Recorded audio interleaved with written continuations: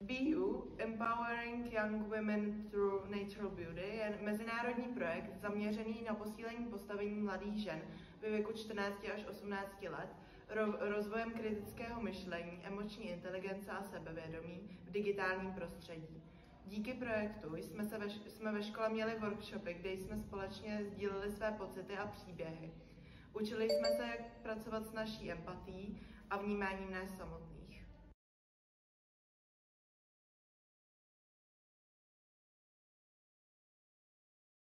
Ano, samozřejmě změnil se můj názor, změnil se vlastně tak, že teďka na kompletně přírodní krásu a tak koukám úplně jinak. Změnil se vlastně, že si cením toho, jak každá žena vypadá a každá žena by se měla takhle za to cenit. To, co vidíme na sociálních sítích, opravdu není to, co je v reálu a není to takový to pravý. A myslím si, že naše vlastně celá třída se na tomhle shodla, že každá žena je krásná a každá žena je krásná taková, jaká je, samozřejmě i muži. A myslím, že takhle se můj názor změnil, už jsem taková šťastná víc.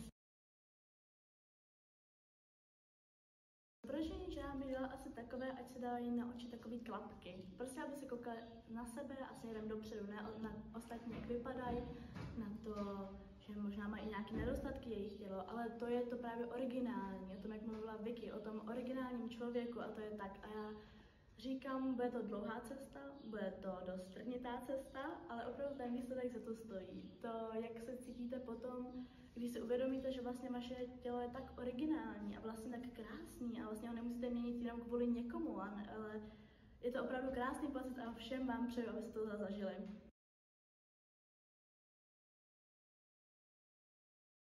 Myslím, že nám to dost stmelilo kolektiv. Různě jsme tady debatovali o tomhle tématu a přišli jsme na spoustu zajímavých a krásných věcí, různých myšlenek.